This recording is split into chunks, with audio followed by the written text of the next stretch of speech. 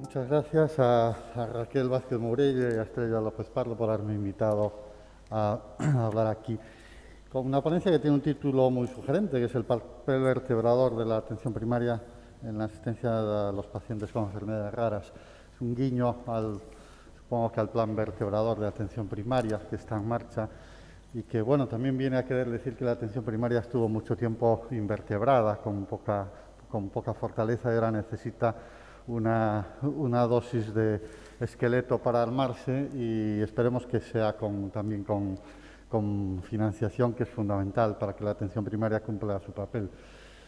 Yo pertenezco, como explicaba Raquel, al grupo de genética clínica de enfermedades raras de la Sociedad Española de Medicina Familiar y Comunitaria, y tenemos elaborado una especie de presentación, taller, que habla un poco de la realidad, ¿no? De la realidad y la capacidad de la atención primaria. Sabemos que la atención primaria es muy distinta, no se parece ni siquiera en un mismo centro, ni ya digamos entre la atención primaria que existe en una gran ciudad, en un pueblo y en distintas comunidades de España. Si algo caracteriza a la atención primaria, posiblemente sea la variabilidad que existe entre todos los centros y los profesionales, ¿no?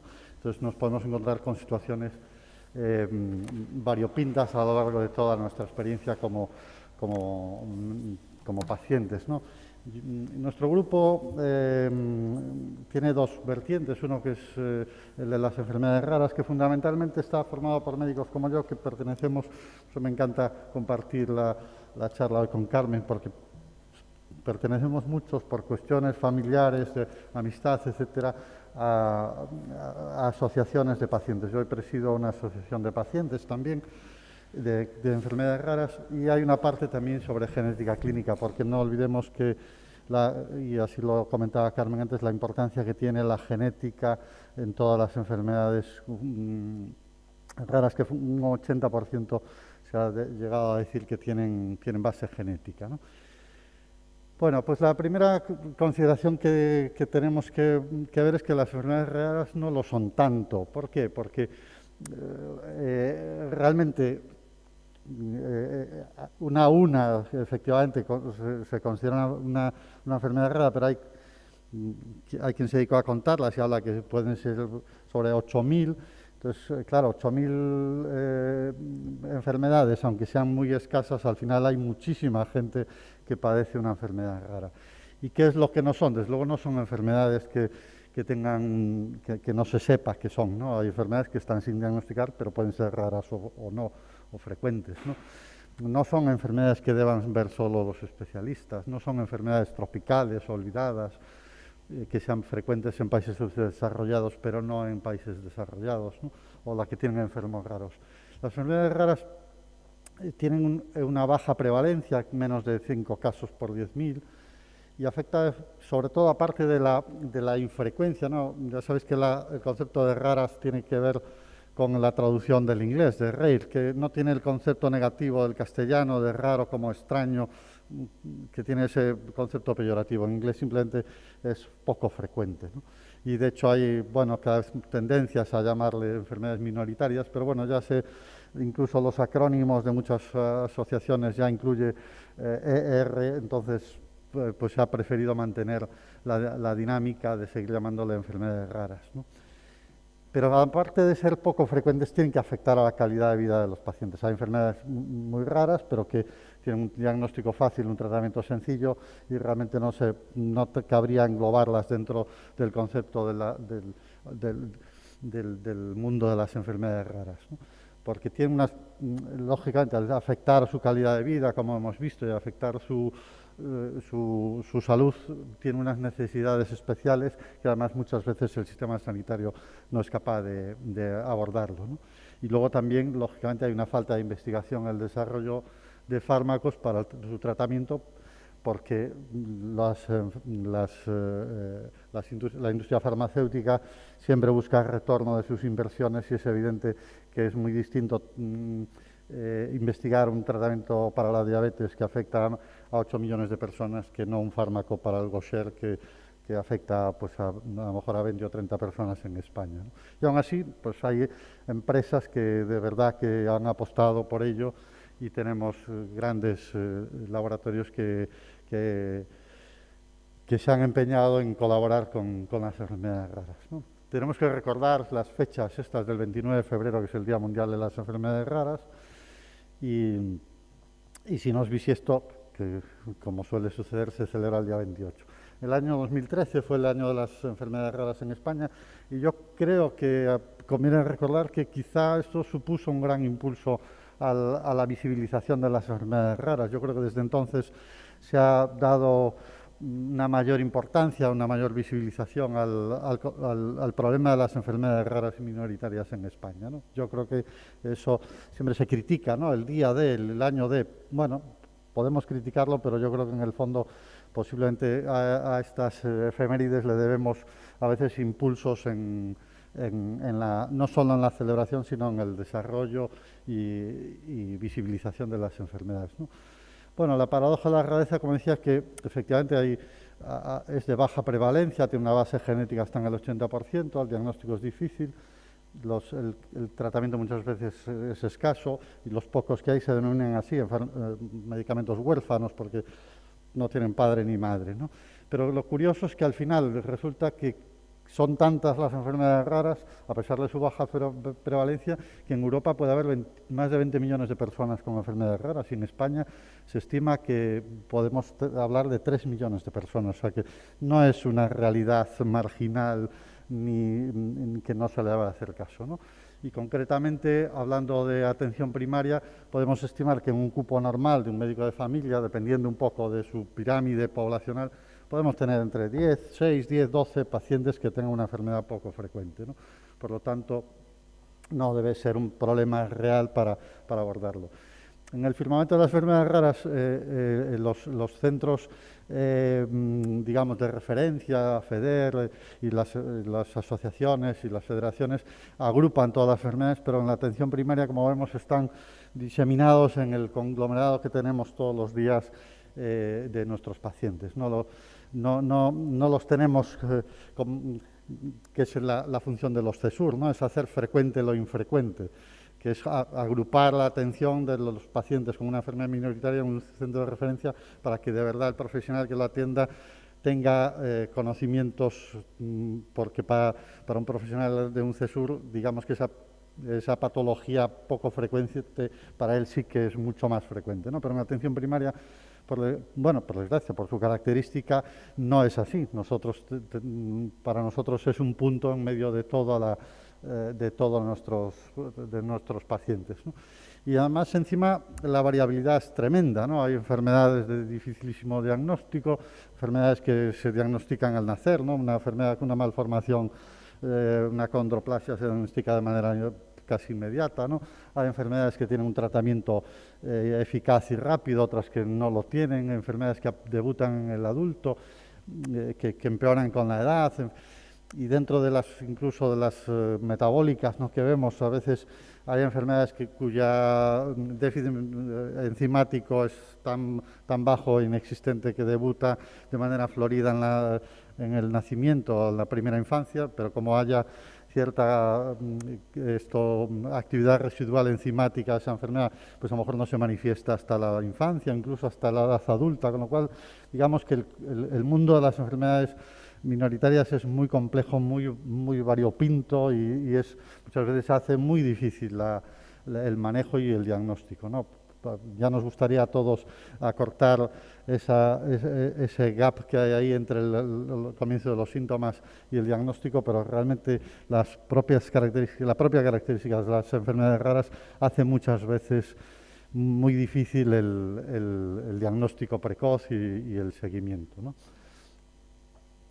En nuestro grupo hacemos esta pregunta, ¿no? ¿Quién es raro, el paciente o el médico, ¿no? Porque la realidad, como explicaba, no es idílica en la atención primaria porque es muy variopinta. Entonces, mucha gente, ¿cómo puede vivir muchos médicos de familia, el atender a un paciente con una enfermedad rara? Pues lo pueden ver como un paciente que es hiperfrecuentador, que que tiene mucha comorbilidad y por lo tanto es un paciente que ve de manera muy reiterada en la consulta. Hay gente que lo ve como que no es cosa suya, que es cosa de los especialistas. Por supuesto que hay un conocimiento escaso de las enfermedades raras, es imposible tener un conocimiento de las 9.000 enfermedades, ¿no? Luego hay gente que tiene falta de interés, por supuesto, hay gente que lo que tiene es falta de tiempo por excesiva carga asistencial. Y luego también otra de las grandes asignaturas pendientes es la escasa coordinación entre niveles asistenciales, que eso por desgracia es aplicable a toda la organización sanitaria, pero que en este caso se hace quizá todavía más doloroso, ¿no?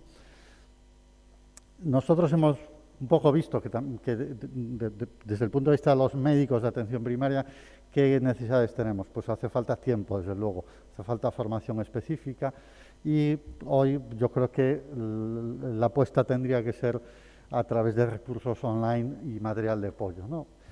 Tendríamos que tener una atención protocolizada, como existen vías rápidas cuando un paciente tiene un nódulo pulmonar o tiene una hematuria o tiene un sangrado, existe lo que llamamos en el sistema sanitario una vía rápida, es decir, hay una manera de que esa persona no entre en una lista de espera, ¿no? Una persona que tiene un sangrado digestivo, que tiene un nódulo en el pulmón, no puede estar esperando 3 meses por una consulta. Entonces hay unas vías rápidas para acceder a ese especialista, para hacer una prueba, una broncoscopia o un TAC o lo que sea, ¿no? Para agilizar el diagnóstico. Aquí deberíamos establecer también esas vías rápidas, esas vías calientes para que, digamos, en lo posible disminuir ese retraso en el diagnóstico, ¿no? Y entonces, ¿qué podemos o qué debemos, ¿no? Porque yo lo que creo es que, analizando que la situación no es la ideal, sí que creo que la atención primaria tiene una gran potencialidad para ser de verdad gestora de los pacientes con enfermedades raras. En primer lugar, desde luego, conocer las necesidades de los pacientes, pero no solo a nivel médico, ¿no? Sino a nivel de los otros profesionales del centro de salud. Muchos pacientes necesitan cuidados de enfermería porque tienen un estoma, porque tienen necesidades de fisioterapia, por supuesto necesitan el concurso del asistente social porque tienen problemas de discapacidad, de recursos, etcétera, administrativos, no toda la gestión de papeleos necesitan un gran apoyo del personal administrativo. ¿Y qué entendemos que necesitan los pacientes? Por supuesto, claro que tienen necesidades de diagnóstico y de curación, pero yo que también pertenezco al mundo de la asociación, sí que compruebo que los pacientes que necesitan, claro, todo el mundo lo que quiere es curarse, pero el deseo de la curación muchas veces lo depositan más en la investigación básica, ¿no? Que yo creo que, y ciertamente lo hemos visto ahora con la pandemia del coronavirus, ¿no? Que de verdad lo que va a sacarnos de esto es la investigación y la ciencia y las vacunas. Y en esto los pacientes también se dan cuenta que la clave está en la investigación, ¿no? El sistema sanitario, por supuesto hay personas que se dedican a la investigación, pero no todos lo podemos hacer. Y además hay investigación demasiado compleja como para hacerla, por supuesto, en atención primaria o en muchos hospitales. Pero sí que podemos acompañarle, sí que le podemos tratar de coordinarnos mejor con los especialistas, con todos los múltiples especialistas que pueden necesitar y, por supuesto, con todos los compañeros del centro de salud para resolver sus problemas del día a día, ¿no? Por supuesto que la gente necesita un acceso al diagnóstico correcto, información, calidad equitativa, ¿no? Para los enfermos, para los medicamentos huérfanos y para las intervenciones quirúrgicas, ¿no? Es evidente que una enfermedad rara que precise un tratamiento quirúrgico deberá hacerse en el centro que más experiencia tenga para esa intervención, no operarlo en cualquier hospital donde a lo mejor realizan una operación de esas características al año, ¿no?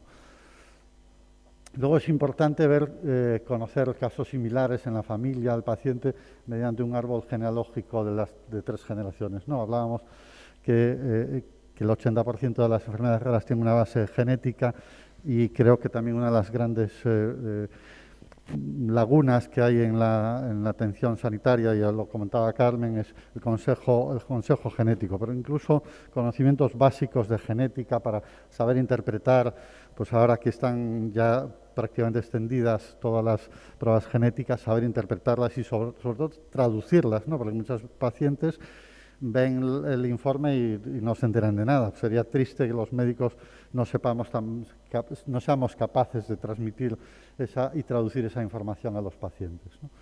En tercer lugar, hay muchas enfermedades raras, muchas de ellas metabólicas, ¿no?, que tienen cuadros de descompensación y yo lo hablo como mi experiencia ya, no como médico, sino como padre de una afectada. Uno de los sitios más peligrosos para un paciente con una enfermedad rara que está en un cuadro de descompensación, uno de los sitios más peligrosos es un hospital, ¿no?, porque evidentemente no el médico que la atiende, sino un grado de descompensación, una situación de descompensación es atendido en un servicio de urgencias por personal que no tiene en absoluto ni idea de la enfermedad con la que se encuentra delante, ¿no? Y entonces sería muy importante que nosotros le facilitáramos una pequeña tarjeta de identificación con el protocolo asistencial básico en caso de una descompensación para ser tratado de manera eficaz, ¿no? En cuarto lugar, sería bueno que cada vez que un paciente acuda a su especialista correspondiente de hospitalario, también viniera a su médico de cabecera para contar un poco la situación, repasar la información y reevaluar las necesidades, ¿no? Y luego, finalmente, habrá que informar al resto del equipo, ¿no? Sería muy bueno que en los equipos de atención primaria todo el mundo estuviera al tanto de la situación de este paciente para cubrir, como decíamos, todas las necesidades que puede tener desde el punto de vista de enfermería, social, fisioterapeuta, psicólogo, etcétera, ¿no? Y hacer una estrategia centrada, ¿no? Desde nuestro grupo de trabajo, lo que se nos ocurrió ya desde hace muchos años es elaborar un protocolo que se llama el protocolo DICE-APER, ¿no? Se originó porque no existía ninguna herramienta para ayudar al personal sanitario para conocer y manejar las enfermedades raras. Y son tan numerosas y tan heterogéneas, como comentaba antes, ¿no?, que es imposible que nadie en este mundo, ni médico de atención primaria, ni un premio Nobel, sea capaz de conocer, saber y manejar las 9.000 enfermedades raras, ¿no? Y como hoy Internet es accesible y esperemos que con la digitalización del sistema cada vez sea más fácil, ¿no?, se puede poner en marcha online un protocolo como hemos elaborado para servir de ayuda a los profesionales en el manejo, ¿no? Fundamentalmente en el tema de coordinación y acompañamiento, por supuesto, pero también en la información, protocolización y creación de circuitos y equipos asistenciales, ¿no? Es un protocolo que es universal, de fácil acceso, es gratis, es exportable y lo desarrolló nuestra sociedad científica con nuestro grupo de trabajo, con la red de investigación del Carlos III, con la colaboración de FEDER a nivel estatal y el Centro CREER de Burgos, ¿no?, que es el Centro de Referencia Estatal de Enfermedades Raras y sus familias, ¿no? La nomenclatura dice APER viene a ser diagnóstico, información, coordinación, epidemiología, atención primaria de enfermedades raras. Es un protocolo, bueno, si tuviera un ordenador podíamos acceder a ella, ¿no?, y pues, es accesible y puede, va dirigido a todos los profesionales sanitarios, lo puede consultar desde el trabajador social, la enfermera, el fisioterapeuta, el psicólogo, ¿no? Y esta es la página antigua, esta es la nueva, ¿no? En el diagnóstico lo que hay es un buscador que entra en la página web de Orphanet. La Orphanet es una institución europea donde están volcadas todas las enfermedades raras que existen y no solo da una información básica de la enfermedad, sino las últimas revisiones que hay, artículos recientes sobre esa enfermedad, pero también tiene información sobre acceso a PubMed, que es la biblioteca donde existen más artículos originales sobre esta enfermedad, ordenados de más antiguos a más recientes. Hay información sobre ensayos clínicos en marcha, incluso posibilidad de contactar con los investigadores pues si uno tiene interés en formar parte o participar en un ensayo clínico. Hay información de asociaciones de pacientes actualizada, hay información sobre los centros de referencia, no solo nacionales, sino internacionales.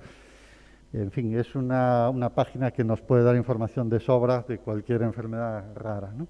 Luego, En información también tenemos recursos descargables de FEDER y del Sistema de Información y Orientación de FEDER, y un díptico del Centro de Referencia Estatal de Enfermedades Raras y sus familias, que está en Burgos, que sabéis que, bueno, está en Burgos por cuestiones políticas, pero vamos, forma parte, depende del Ministerio de Sanidad y tiene acceso a toda España, no es un centro autonómico, ¿no?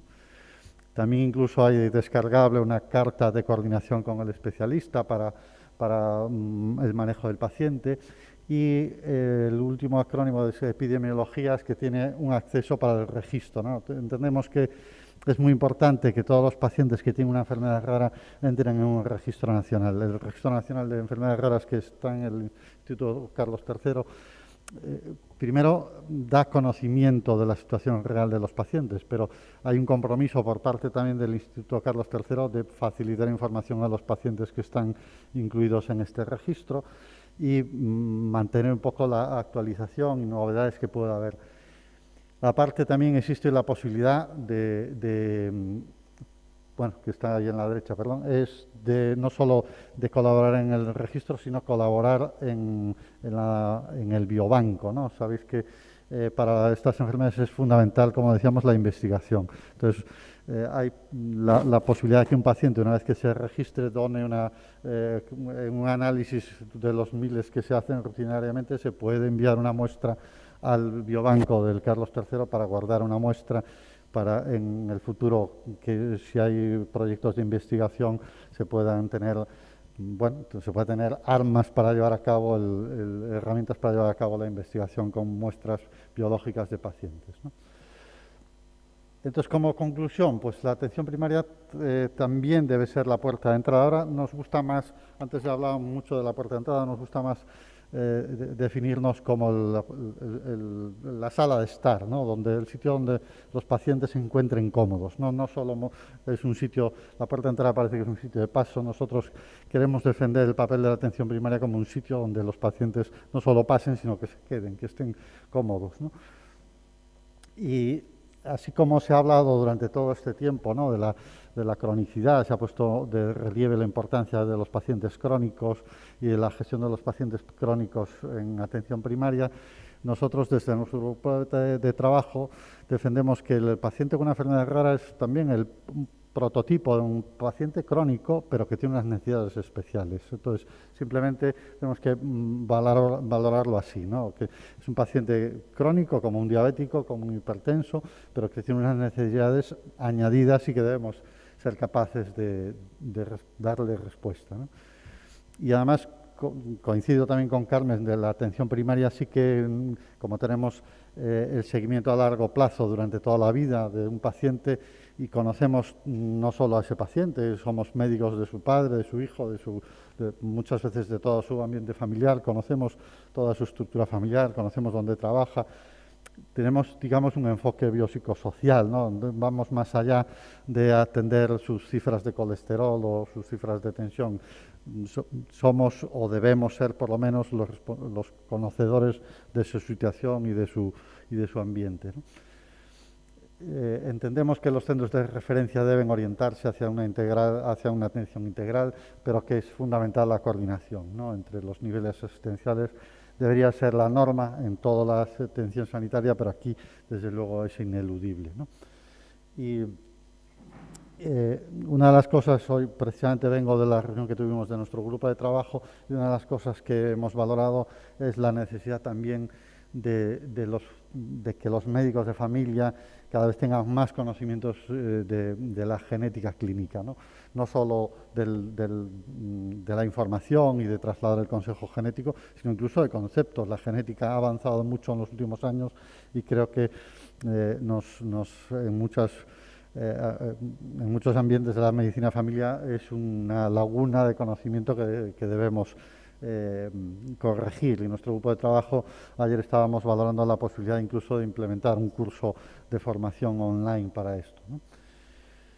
Y desde luego el médico de familia, ante una sospecha de una patología de origen genético, sí que debe realizar un árbol genealógico y remitir al paciente a un servicio de consejo genético apropiado, ¿no?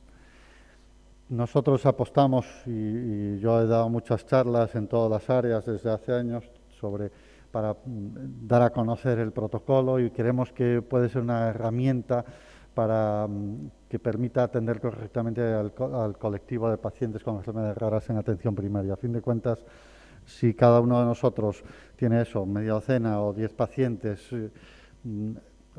eso no puede llevar demasiado tiempo formarse en esos 10. Claro, es imposible formarse en las 9.000 enfermedades raras, pero sí podemos formarnos en ese reducido número de pacientes que tenemos en nuestro cupo y conocer perfectamente, mediante herramientas como estas, cómo podemos gestionar, cómo podemos ayudar y acompañar a estos pacientes.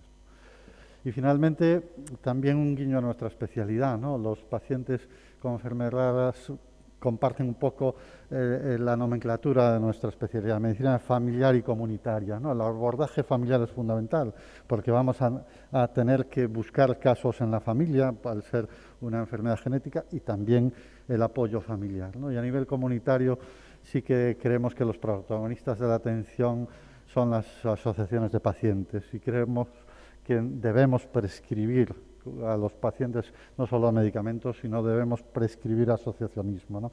Creo que sí que debemos dar la información de todas las asociaciones, porque yo lo digo como propia experiencia, creo que es es